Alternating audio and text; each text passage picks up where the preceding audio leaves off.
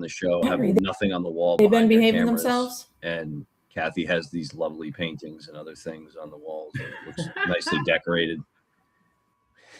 Oh, I could. I'm trying to blur that because you can see like all here. You can see all the whips and chains and everything, so you want to blur that out.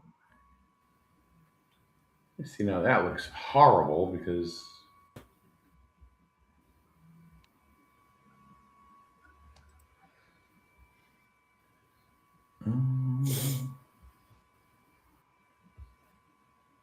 Now it looks worse.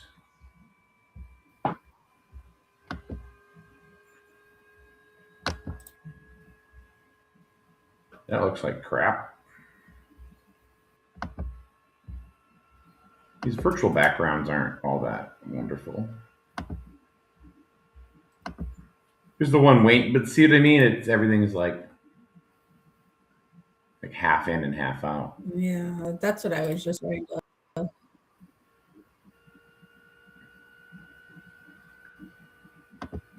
So I'm just gonna. There's like a lag on my side.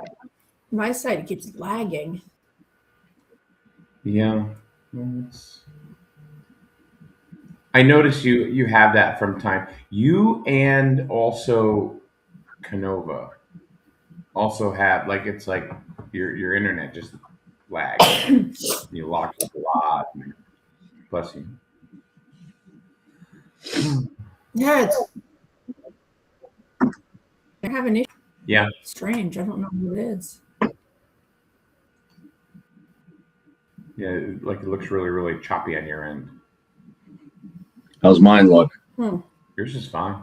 Hold on. I'm still in. Yeah, yours is good. I'll move you down though. In a different screen. So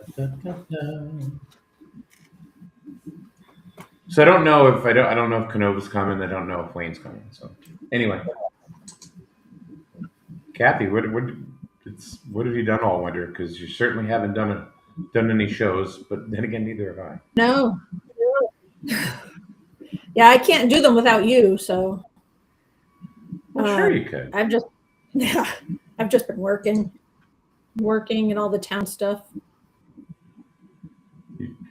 Your internet's lagging to the point where you look like a Japanese horror film. It's like you hear the words and then your mouth starts moving. Mike, do you have Starlink where you are? Yeah. How does it work there? It looks pretty good. I've never had any issues with it for using my computer and stuff. Yeah. I mean, we don't do a lot of streaming or watch a lot of movies or TV or anything, but I don't have any issues. The kids don't they don't play games online or anything, or no tablets, no phones. Yeah. How'd you get away with that? My son does a little bit of Minecraft with my brother-in-law. But that's about it. How did you get away with that? Well, we homeschool the kids, so they're not around other kids that are seeing all the games and tablets and stuff, and we just basically tell them our phones are for work. Got it. Okay. Make them play outside, crazy stuff like that. Hey, Kathy, guess what I can do now? Yeah, I can only imagine. I can share stuff in Grizzled now. Oh, that's right. Yes, you can. Yeah. All right, hold on. I think I'm going to switch over to my phone and see if that's any better. Right. I've been exonerated from the ban. Why, what were you on timeout or something from Griswold now? I was on timeout for like 4 years. Serious. I'm not even kidding you. Kathy, it looks a lot better. Yeah? Okay. Yeah, I was on timeout for about 4 years. Was it that long? Yeah, 3-4 years. Absolutely. Jesus. There was a Yeah, we're sticky notes. There was a, I guess for the lack of a better term, personality difference That's one way between to put it. between myself and the previous admin. So, which okay, we it was solved, and here we are again. So you're back. yeah, and it's my whole thing is if we're streaming a game, or if we have an event that we're putting up on the internet, and it has relevance to people in town, Mm-hmm. it only makes sense that we should be able to put that in that group. Mm-hmm. And Well, and I'm sure the residents would appreciate it too, instead of having to miss it because of somebody's personal feelings. right. And so now we don't have that problem. So which I mean, I'm cool with. I'm glad, that it is that part is over. Mm-hmm. So I mean, we had really really good exposure anyway, with other things, but Oh yeah. there's a bunch of ways, to go ahead and market your group or what you're doing, and so. But it's always better to have all the options available to you. Yeah. I never understood, because come on, I know, Kathy, this is going to be really hard to believe. Mike, I don't know if you get it either, but there are some people that don't like me. No way. I mean, say it isn't so. Yeah. Must be the name, because you can join the club.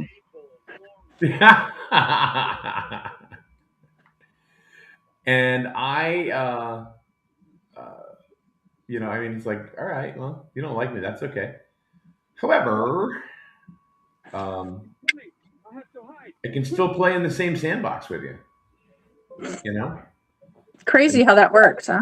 Yeah, and then at the end of the day, you just kind of like, okay, thanks, bye, and you move on. Mm-hmm. And you move on. So, you have that problem too, Mike? A little here and there. You only do what you can do. See, I don't have that problem. Everybody loves me, so. Well, there you go. Oh my god! Oh my god! Everybody loves Kathy. And I'm very humble about it. The only thing about Kathy is she says she doesn't like to have her food touching, but it touches. No, I mean that's just that's just wrong. I don't care who you are. It does though. Wait a minute. So if you have mashed potatoes, corn, and turkey and stuffing, so you don't mix those together? Well, there's one caveat. Meat and potatoes are okay. Okay. Anything else in there, like Thanksgiving plate, everything's divided. Like we can't have the cranberry sauce touching anything else. Can't have gravy on like other things. It's like it's all got to be in its own. All right. Like I want to mix it. I don't want it to mix on its own. So they have to be in separate, but do you eat them one at a time, or do you? Usually all my foods I eat one at a time. Whatever's on my plate, I like if I have like a burger and fries, I'll eat all the fries first and then the burger, or vice versa. I won't mix them up. I won't have a couple fries and have a bite of a burger. It's all and then the other thing. I used to be like that when I was younger. Now as I've gotten older, I just like whatever, and I just eat a lot and I eat fast. Yeah, I don't know. It's just one of my quirks that just makes everybody love me. I mean, it's just one of those things. It kind of all goes together. Or feel sorry for you. I mean, one of the two. That's all good. Mike, you know what happened? Like there was a video that was circulating of Kathy after she was talking about how she doesn't like all her food touching. Then was it last year? It was last Thanksgiving.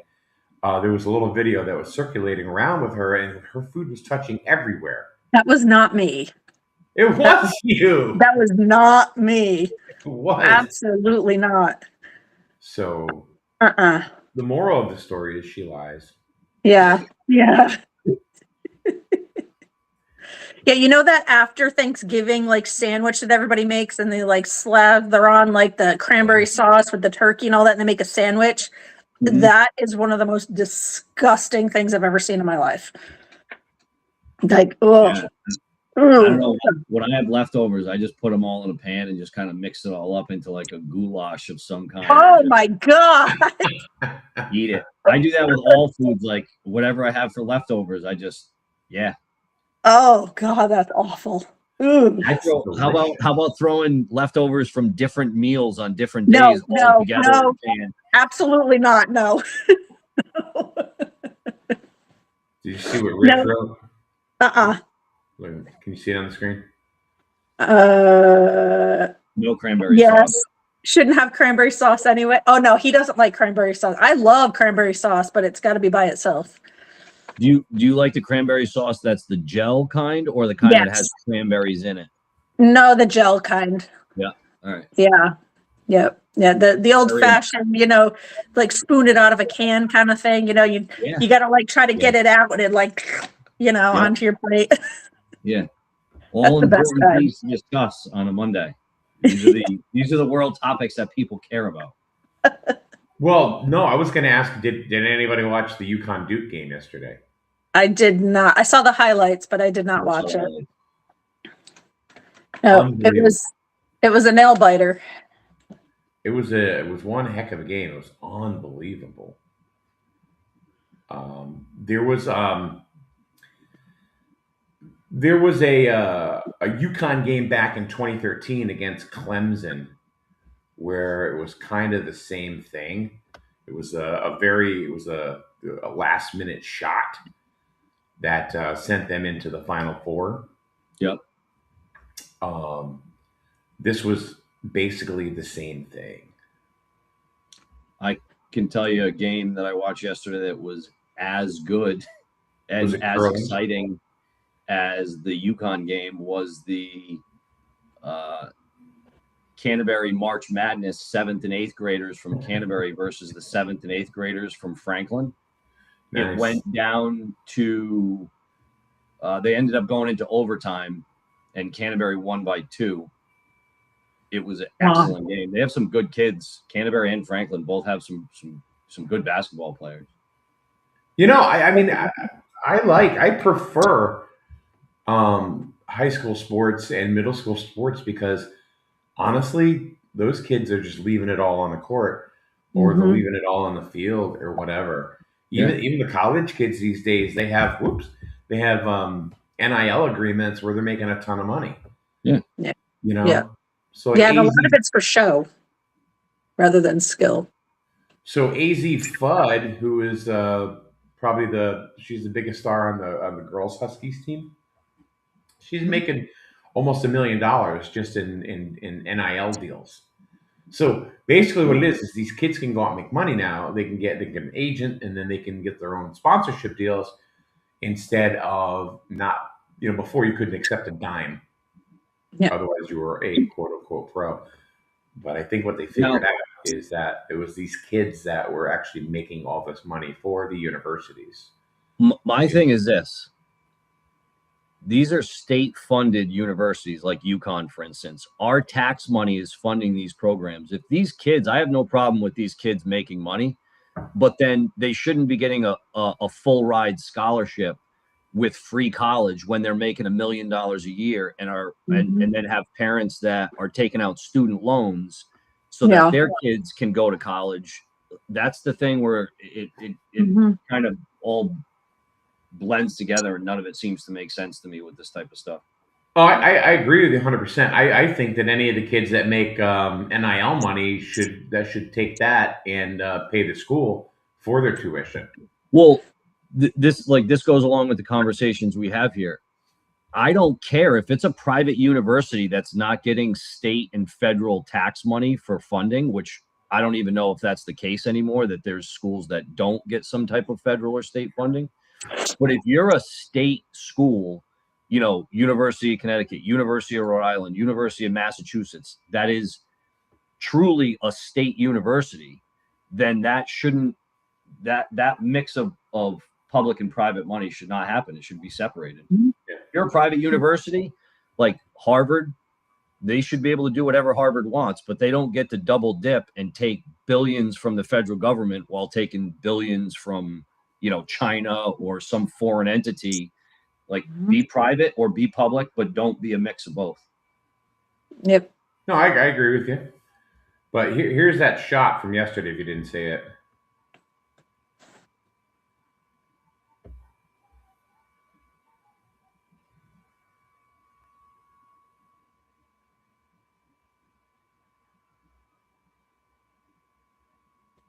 Boom.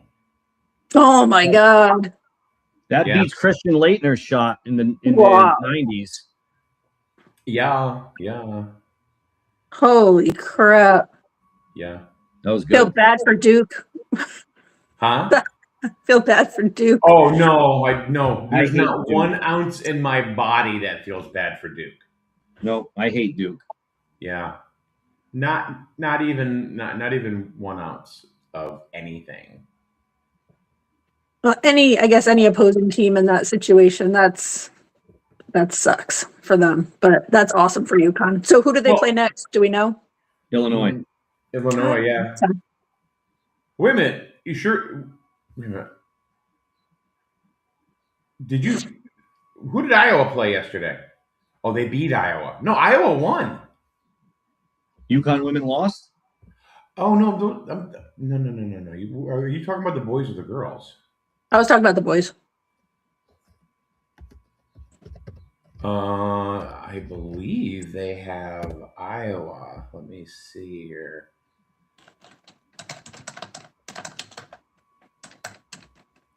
Of course, it's no. You're right, Mike. They do have Illinois. That's for the men's. The women's. No one's going to beat the UConn ladies. It's not going to happen. But I think Michigan is going to win everything for the boys, the men. I don't think they are grown, solid men on that Michigan team. There's no boy about anything. I loved when I was in elementary, junior high. I loved Michigan because that was when they had the Fab Five with like Chris Webber, Jalen Rose. Those guys were awesome. Yeah, that was back when UNLV had the same kind of setup for a while. Yeah, and then they lost the national championship, which is wild. They went undefeated all year. Anyway, all right. So when we talk about what we're supposed to be talking about today, what's that? Mike Mish.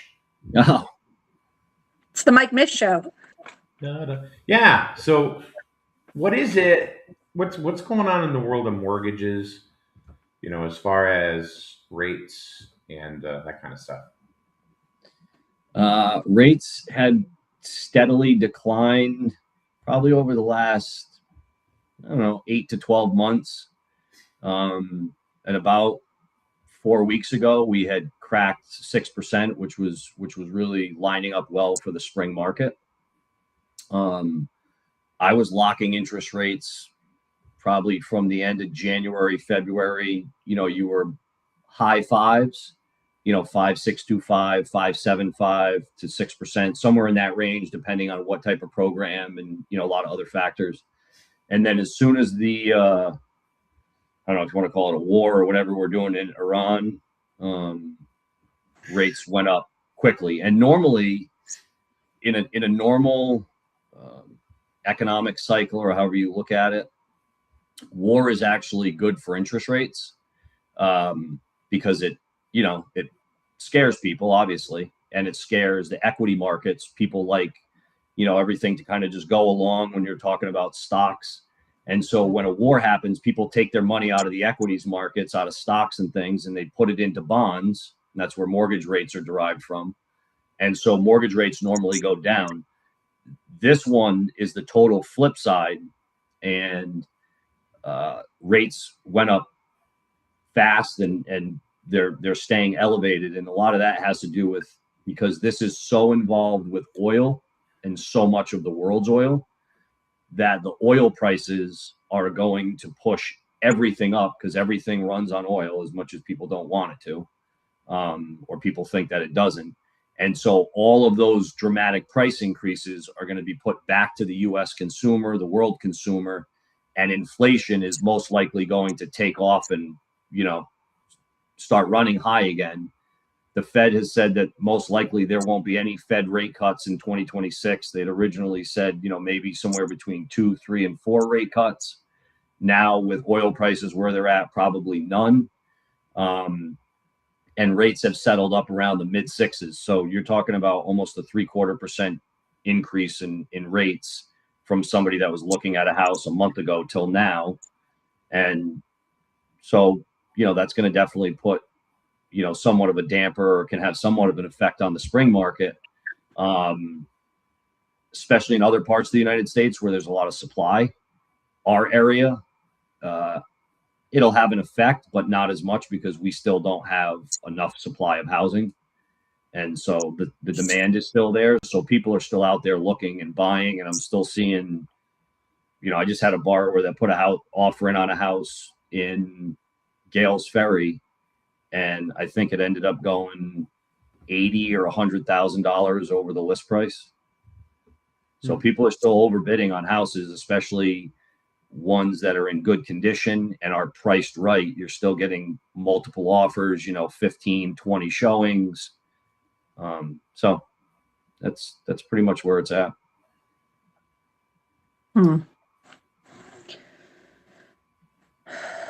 I need to refinance, but I gotta wait for this thing in Iran to go away. Wait till like the end of this year. Everybody, I never say wait, unless I talk to somebody and know the specific reasons and things. But if you're looking at a rate and term refinance, unless you're in the 7.5 to 8 range, which there is people there, those people are still taking this opportunity, because if you're at 7.5 or 7.75 and you can get down into the low to mid sixes, you might have an opportunity still in 2 or 3 years to refinance if rates got into the mid fives or the low fives, but at least you're saving that money in the meantime. Yeah. Especially if there isn't a lot of closing costs. But if you're in the 6.5 to 7 range, you're probably looking end of this year into next year to refinance if, unless you're dropping to a 15-year term or, there's so many different variables to look at. Yep. No, you talk about the housing market, it's still not, or I should say, inventory is not robust in this area. Is that accurate? Yeah, I mean, depending on who you ask, people say, oh, there's more listings coming on, and that's going to be a natural occurrence because we're in the springtime, so there's going to be a spring market.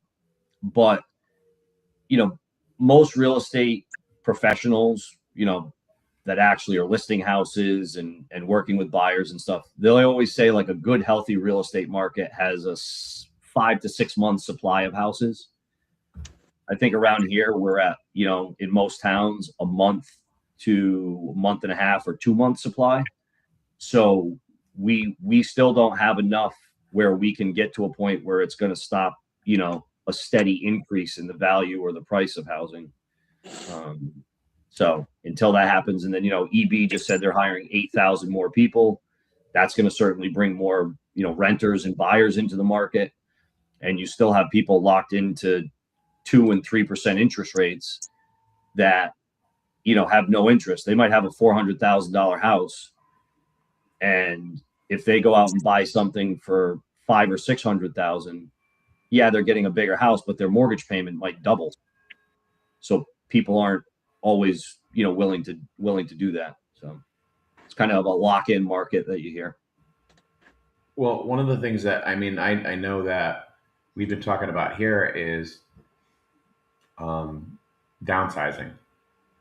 Yep. Downsizing in the future. And the house that we're in is just, it's really just, it's too big for us, because it's just Melissa and I, and Cameron kind of comes and goes. and that's it. Everybody else is out and living their own best life. What I've found, and maybe you can comment on this, or even Kathy, you too, is that I found that if I sell what the market value of my house is, we could downsize, but we'd pretty much be paying the same amount of money because of the market right now. We really aren't going to gain anything. Yeah, we're not going to be able to take some money and put it in the bank, while buying another house that is smaller. right. Yeah, you end up taking whatever you make off your house and dumping it into a new one, and you're not, like you said, you're not really making anything. If it's a lateral move, if you're selling a house in this area and then buying something else, that's where people kind of get caught in that, how much am I saving? Yeah, I'm going to make more money on my house, but whatever I'm going to buy, I'm also going to pay more for, and the rates are higher. Mm-hmm. So it doesn't always work out. The instances where you tend to see it work out for people is if somebody like yourself or older, the baby boomer generation, they sell a house up here and they go and buy a house in Tennessee or Kentucky or the Carolinas, and that's where they move permanently, then they can take advantage of selling at a higher price up here and hopefully buying in a market that has stabilized or seen a price decrease, which some parts of the United States have seen in certain areas. Then they can make it work for them. But a lateral move around here for a lot of people, unless they absolutely have to for some reason, they had a 2-bedroom, 2-bath Cape that they bought when they were single, and now they're married with 3 kids. They've outlived that house. They need to move for more space if an addition or something isn't, in their budget or isn't something that they're able to do. Then they kind of have to. But I see a lot of baby boomers, which is surprising to me because I do so much with new construction. You'd think that these older people that are retiring that have so much wealth built up would be selling a house and downsizing. And I see a lot of them selling a house and building a bigger house than what they're living in. So for like that generational housing? Like somebody that's in their mid 60s and they live in a 3-bedroom, 2-bath colonial that's 2,800 square feet, and they go build a 3-bedroom, 3-bath ranch that's 3,000 square feet. Oh, just because they can, because they're the ones that can afford it. They can keep the house they have while building the new house. They've got so much equity in this house. They have so much money in their 401ks and IRAs and all these different things. It's almost like sometimes they're trying to find ways to spend their money. And housing is still a good bet, especially in this area, because if you build something, not likely going to be worth less with what house prices do. Yeah, and that's what we were finding. We just kind of started just really for general purpose. We just looked around to see, what was out there, and the 3-bedroom raised ranch was probably about the same price as this thing. And this is much bigger. I mean, a 3 brand new, if you looked on the market right now, depending on the towns, a raised ranch, which is what most new construction is, because it's the most economical to try to build a house that's within a reasonable price range. You look at most towns, a brand new raised ranch, depending on where it is, the size of the lot, and the finishes, you're going to be somewhere between $500,000 and $600,000 brand new. It's crazy. 5-6 years ago, that house was probably $3 brand new, $350. Yeah. So it's been a considerable jump in values. The weird thing to me is, I come from a generation where people were buying houses for $25,000. Okay. 30,000, 50,000 brand new, maybe. And it's crazy. It's mind blowing to me. It's like it's almost like beyond comprehension. A lot of that cost now is really the land cost. You used to be able to still around here buy land that you could build a house on. A 1 or 2 acre lot. You could buy it fairly inexpensively or reasonably. Now, if you have a buildable lot or you have land that can be subdivided, especially if you don't have to put a road in for a subdivision, Right. Land prices have gone up. They're high, so it's expensive, and we don't have a lot of land. And then they keep changing the zoning to make it, you have to have bigger lots and more road frontage, which means you can build less houses on that land. And then when they do want to access land that doesn't have road frontage, you got to put a road in, and that's so expensive that a lot of these big chunks of land that are landlocked, not necessarily somebody wants to go and spend $1 million to put a road in just to access that. So it's tough. Now, Kathy, how long have you owned your house? I think we bought last July or August. I don't know, somewhere around there. So not long. And you're already interested in refinancing? Yeah, I think we're at 7.25. I have to double check, but yeah, definitely. I mean, right at the closing, we knew we'd be refinancing as soon as we could.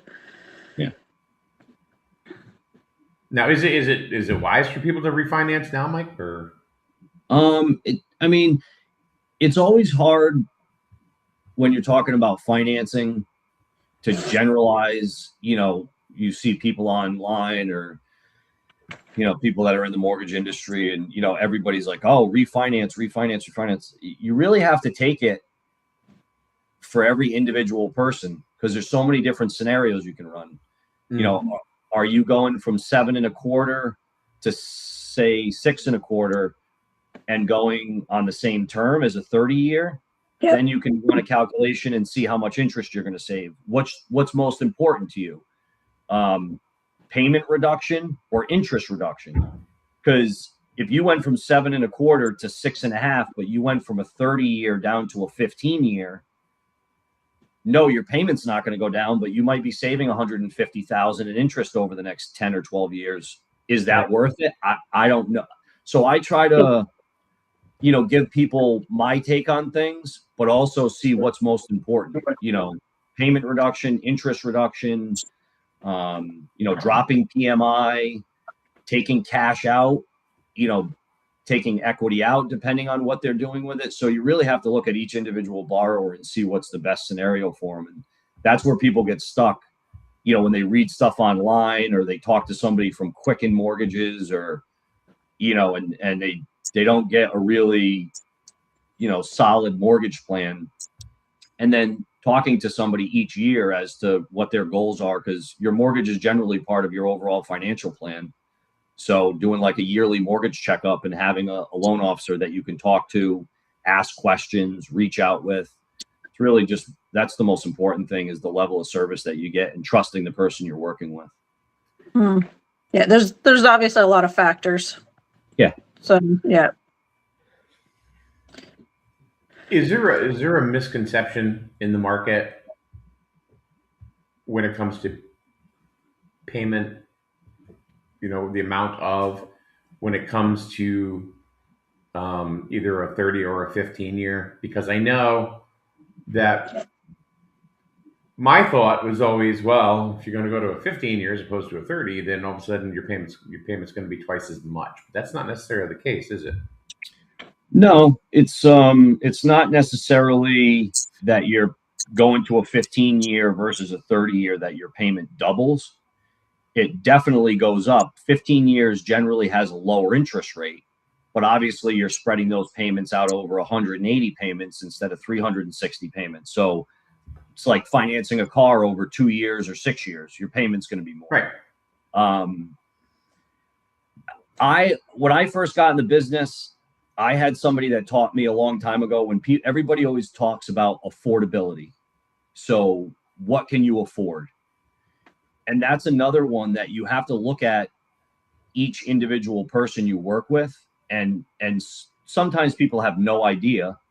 Other times people want your take on it, but it really comes down to, the spending that people have, because I've seen people that make $100,000 a year that can easily pay $3,000 a month for a mortgage payment because they don't go on vacations.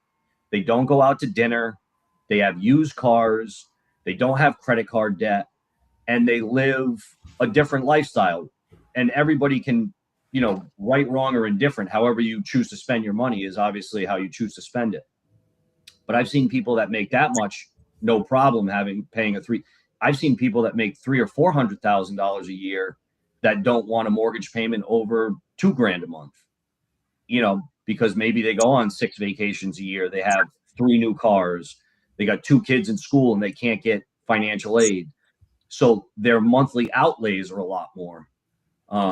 So it's really about looking at how people spend. They might go to Starbucks twice a day and go out to dinner 6 nights a week. Pretty soon, all that stuff starts to add up. So you really have to see what people's spending habits are. But I was always told you should qualify. If somebody can qualify for a 15-year mortgage with their debt to income ratio requirements and everything. So if you came to me and on a 15-year mortgage, you could qualify for a $500,000 house with your down payment and everything.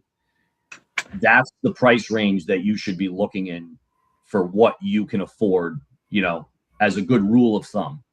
And then if you choose to stretch that out to a 30-year payment and you're not taking that difference between the 15 and the 30 and spending it on frivolous things, but you're taking that payment difference and putting it into 401ks and IRAs and mutual funds and things for retirement and savings, then yeah, that's a smart idea. Some people can't. They, whatever they don't have for a mortgage payment, they spend. But that's just the nature of it. So in those instances, they might be better off going with a 15-year to make sure they're paying that down faster, if they're not going to take that savings difference and actually save it. So. I don't know. Sometimes you just need a DoorDash coffee. I'm just saying it happens. Yeah, I've never used DoorDash or any of those food service things. But I know they've become super popular. It's super convenient. That's what it is. But you pay out the ass for that convenience. You're paying for convenience. Generally, anything in our economy, if there's a convenience factor, there's a cost to that convenience. Yep. I never understood the statement "pay out the ass." Because it's just one of those things you accept. You don't need to understand. Because if you're getting whatever, aren't you paying in the ass? I don't know. I think you're thinking too much about it there, Mike. No, I'm just saying, as far as like, if you're paying out the ass, isn't that kind of a relief?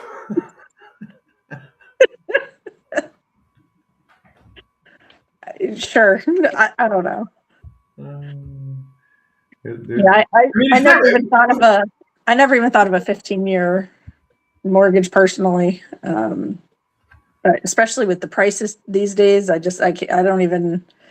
be curious to see what it would look like, but I mean right now it's tough, but let's say best case scenario, I always thought interest rates for a healthy real estate market, 5.5% was kind of when rates started to go up from their lows. I always thought if the government with the Fed, not that I'm a big fan of the Fed, but with them buying mortgage bonds, if they kept rates in the mid 5s, it kind of would have kept things healthy. Obviously, they let them go up to almost 8%. But if they do anything with Trump's new guy coming in May, the new Fed chief, and they want to get mortgage rates down, I used to say 5.5. I think now with the cost of everything else, and especially with this Iran war going to make everything go up even more with inflation, I really feel like from an affordability standpoint, they need to get rates on a 30-year down closer to like 5% to get a really good, robust, healthy market, because then people in those 3 and 4% ranges will be more likely to list. So you get more inventory. Yep. But if you get down to a 5% on a 30-year and you get down to a 4 to a 4.25 on a 15-year, then a 15-year becomes pretty attractive. Yeah, absolutely. Yep. But that's a long way off because the 10-year Treasury has gone back up. It was at 3.9 when rates were lower, and it's gone back up to, I think right today it's at 4.37. So mortgage rates generally follow the 10-year treasury in terms of like yields and rates and stuff. So it's going to be hard unless they do something with buying treasuries and buying mortgage bonds to get that yield, under 4%, which is really where you want to see it for rates to drop anything meaningful. Yeah. I was reading an article a couple days ago about, this is, I don't know if it really affects around us in like the smaller areas. But this was like more New York City, Chicago, Tampa, those areas where people are they're not even calling it roommate situations, they're calling it rental sharing. Yep. And rents are on a 2-bedroom. Now, the other thing that they're doing too, it seems like the generation now is that they're going out and they'll rent 2 bedrooms but no living room. They're renting, renting a room. Huh? Just renting a room, a space to sleep. Well, no, 2-bedroom. Then they'll go in with a rental share, and then like each person creates like their bed area and a living room in their own room, and then they have like a shared kitchen and a shared bathroom. Now those right there are going for about, in New York City, just for that alone, almost $4,000 a month. Yeah. Well, I mean, in New York City, you get like 200 square feet. And, and it's like $4 or $5 grand a month. New York City's ridiculous, and it's only getting worse. I understand that, but is that something you think we will see in this area here? Maybe not to that magnitude of, rental prices are high now. $2,000 for a 2-bedroom apartment. Is kind of average. I don't necessarily know if you'll see that as much, because they are starting to build more rental units. I know there's a ton of stuff going into Norwich and, trying to attract in some of these areas, having affordable rental units. I think in a lot of the towns, like the smaller towns and stuff, that's where they've gone, to approving a lot of these accessory dwelling units, hoping for like multi-generational living. Where they're letting you build an in-law apartment, and they've really relaxed the restrictions on that, hoping people will build onto existing. I know a lot of the towns won't say it, but to me, the mindset in a lot of these smaller towns is less new housing, and let's see how we can allow people to build onto or add to existing. Whereas like they don't want to see land development, which I never really understood. I think single family housing is a great thing to build. I think single family housing is much better than building, condo units and apartments and stuff like that, because that stuff hits the tax base, whereas a single family house, you might have one family going into the school system, but you build a whole bunch of condos, you can have 100 families going into the school system. That's why usually the towns with the best tax bases have the least amount of multifamily housing. Just the nature of it. Unfortunately, the state's pushing that multifamily housing and the affordable housing stuff. Well, yeah, that workforce housing, and whatever they're calling it, whatever they're calling it these days. If you want people to get mad, like small 1-bedrooms, ask me my opinion on that stuff, and then you'll see some people getting mad. Right, I know. What's your opinion on that? Oh, Jesus. We've talked about that before. I don't think the concern should be affordable housing that's government subsidized. We should find ways to make housing more affordable. Yep. Instead of encouraging a generation of renters, we encourage a generation of owners. Yep. But that's just me. Yeah. And with everything going on with, you had mentioned EB earlier. I just read recently they're looking to add 8,000 new jobs And up this way, we have Uline coming in. I believe they're looking for 400 or something at this point, but there could be more. I know there's Costco warehouse looking to go in, and I know they've kind of hit a few roadblocks, but who knows what's going to happen with that. And to get workers, they need a place to live, and they're not going to be traveling, a long distance to go to these jobs. So that's 8,000. EB said that they're hiring 8,000 in the next 2 years on top of what they previously said. And then depending on what happens in the Middle East with this on thing, I wouldn't be surprised to see a huge expansion of the sub base. Yep. They love they love nuclear subs. They want to build them, and there's your hub on the East Coast right there. And so I wouldn't be surprised if this area, 10, 15, 20 years from now looks vastly different than the areas that we all grew up in around here. It's just changing. And up until COVID, Eastern Connecticut was still probably the least expensive place to buy or build out of Connecticut, Mass, Rhode Island, with the exception of very Western Massachusetts. Yep. Since COVID, that has changed, and I think it's going to continue to be like that because there is still land that can be. You go to Massachusetts from Worcester to Boston or anywhere in Rhode Island, there's almost no developable land anymore. No. We have it. It's just how the towns allow the land to be tapped into, and if they do it in a smart enough way, to allow housing to be more affordable. Yeah. Well, and I mean, in this area specifically, we have a lot of farmland. So obviously that's, that's part of that discussion too. Certainly don't want to be, ripping out farmland. Speaking of farmland, happy birthday, Court Kinney. Oh, happy birthday. Anyway, go ahead. I didn't want to. Yeah, he's one of our local farmers. So I mean, we have that, it's always discussion between the folks that want development and the folks that don't want development. Whether, whatever that development is, whether it's commercial housing, what type of commercial, all of it. It's just a constant battle. And unfortunately, we end up in a situation where nothing is done.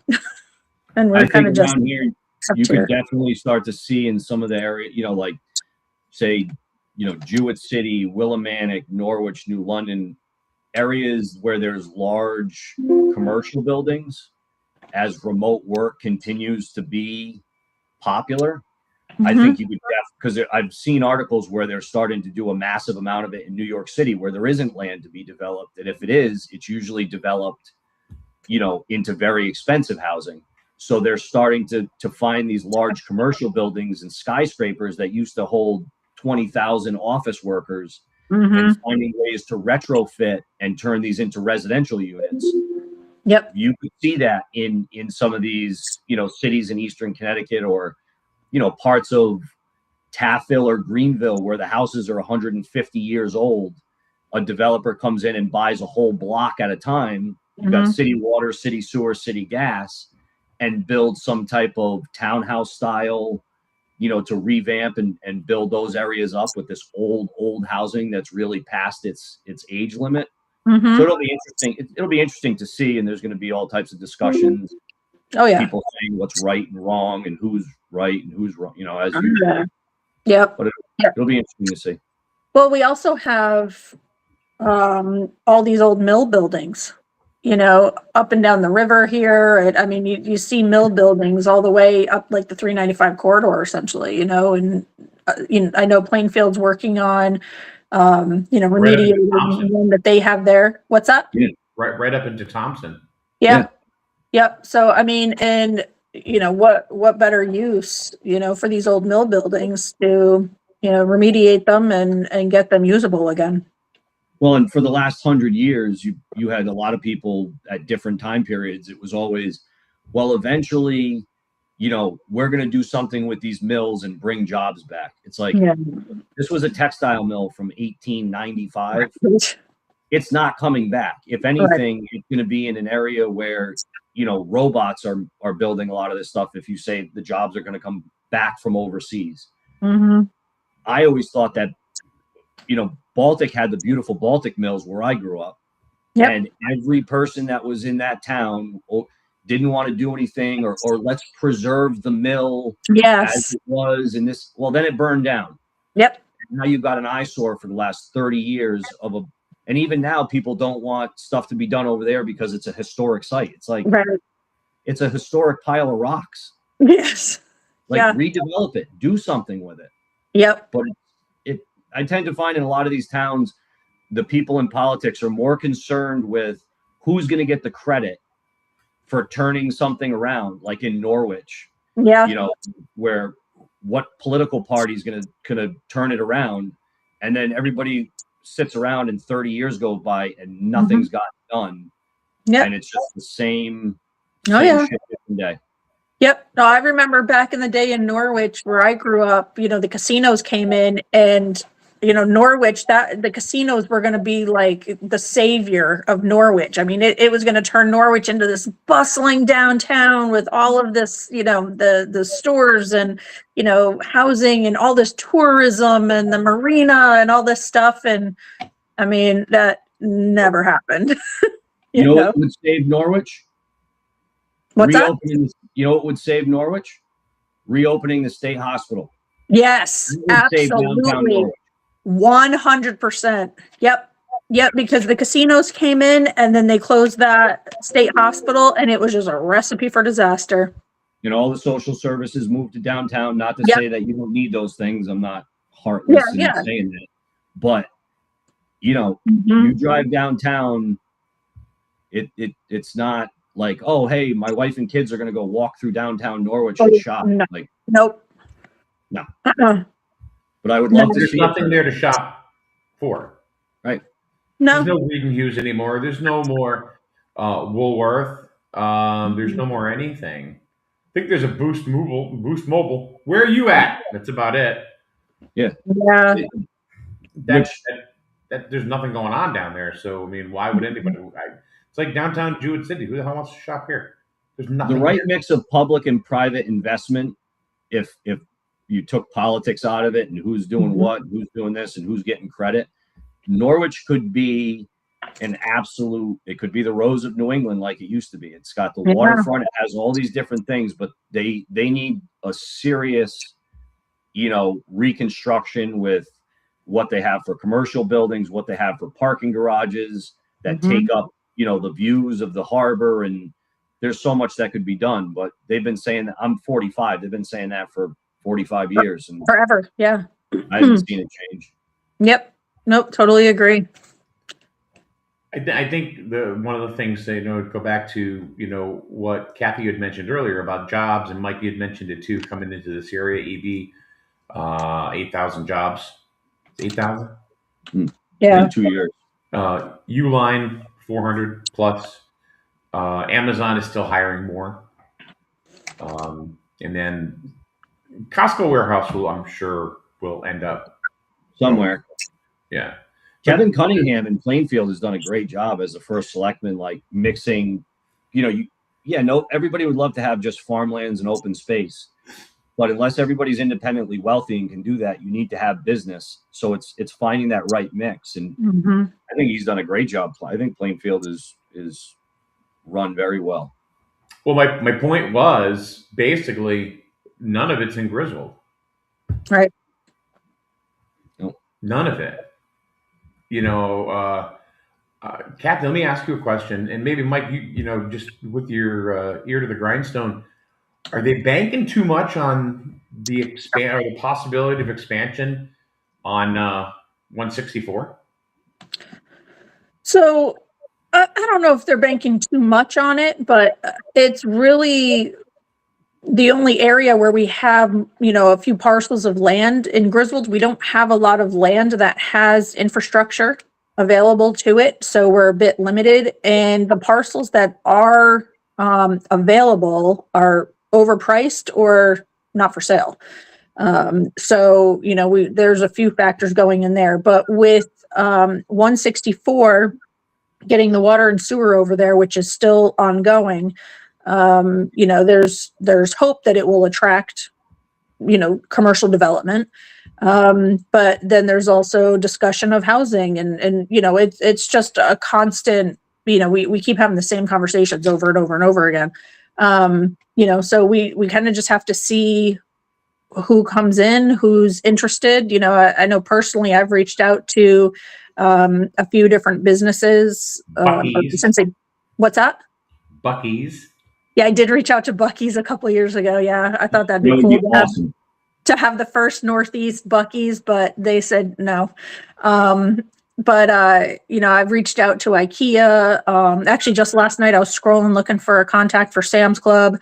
But one of my biggest things that we've talked about on EDC is creating an economic development plan, and we don't have that. So my big question has always been, since being on economic development for the last year or so, was, well, what exactly are we trying to attract here? What do we want there? What do we want to bring in? What types of jobs do we want to bring in? I know obviously tech is a big one. Bio, pharmaceuticals are huge. Biotech companies, that sort of thing. And I'm like, what else? What are we looking to attract? And we don't have a plan. So we're going to be working on something like that. But at this point, any businesses that want to come in, they file their paperwork.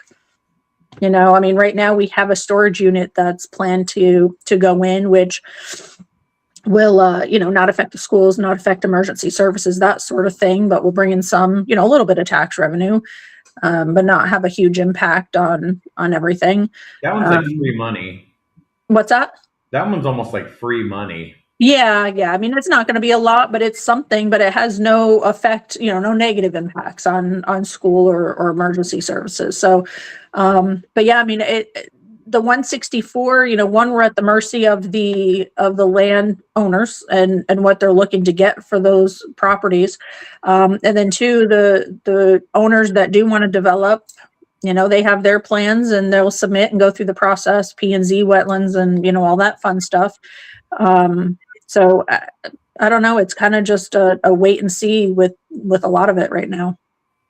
I would think in a lot of these towns, other than the housing needs, which again, I always think single family housing should be, first and foremost, how they can make that easier and cheaper.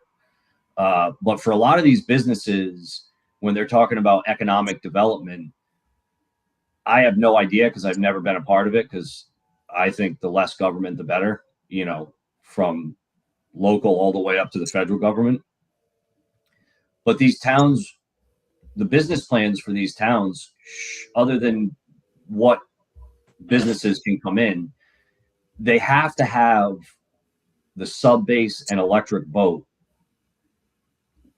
as their main driver thought process. Like, to me, the businesses that are going to be the large businesses that bring in, like maybe something in the Norwich Industrial Park that's being developed, large industrial businesses that can help the tax base for these towns, that yes, they're going to have a big footprint, but they're going to add jobs.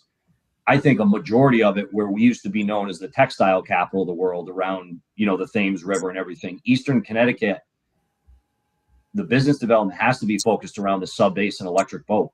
Like that's where it's going to be. That's the business that, so any of the businesses that are feeders to those businesses that then feed into, I think is the most likely and the most, the most reasonable that you would see it come in. You're not going to maybe have a tech company come in because the cost of but when it's American made stuff that's going on American made subs and other American military, whether you want to see defense spending be cut or added or whatever, it touches both political parties, which is usually when something can get done, because they can say, hey, it's local jobs. It has to be made in America for security reasons. And you don't want to be shipping that stuff across the United States or across the world. So yes, it's expensive to make the stuff in Connecticut, but the sub base is here and we can expand on that. And then we can expand on, electric boat and having local jobs that all feed in from those two. And we're just going to be an area that basically relies on defense spending. I think we have for a while. Yeah, that's not a bad point at all. And actually in Plainfield, there was a company that just opened up recently, I believe, I don't know, making some kind of rubber components or some sort of Yep. components for the subs. So yeah, I mean that's a good point. Yeah. A lot of great ideas. Yep. Save the world. You just saved the world in an hour. Right? Mike, did your chair get smaller? Oh no, I think it's just You look like you're looking over a wall. No, I don't need to get any smaller. I'm small enough. Well, no, it's like hey. No, it's because I adjusted my computer screen so it looks like Oh. I only want to show my headshot. That's okay. You're a handsome man. Don't worry about it. Anything else, Mike, that you want to mention, or before we end the show for today? No, it was a good discussion. I appreciate you guys having me on. Yeah, it's been a while. I mean, there's been a transition from the other place downtown to a home kind of office. To a professional wrestler. Do you know this is a real alligator? That's cool. It's dead, but it's real. That was a gift from Carol Elnicki. Really? That does not surprise me. Yeah. I like it. And now Carol has passed away. And so now I keep it center. Along with my two stuffy things there that I got from Wayne Malin. He's still alive. The pickle thing, and then of course my figment. So anyway, Kathy, thanks for, especially on short notice, appreciate it. Yeah, no problem. I did invite Wayne and Rich, but it was probably I had forgotten, and I'm like, oh my god, I felt stupid, and so then but obviously both couldn't make it this morning, which is okay. But we'll do it again another time. Time to get back on a regular schedule. I'm trying to. It's weird. I mean, I kind of. It's like I really. So Matt's building another building, and I'm going to go into that, but it's going to be a year. Yeah. From now. So because the reason why I'm out of there is because the people that bought it jacked our rent up. So it's like. Yeah. So of course I'm flipping them off in my mind right now. I mean, I like sitting better in my office at home than sitting on your casting couch there. And see, that's just me. Well, casting couch 9. Anyway, thanks, Mike. We'll do this again soon. Good talking to you guys. Have a great day. Yeah, we'll talk to you soon. All right. Good to see you guys.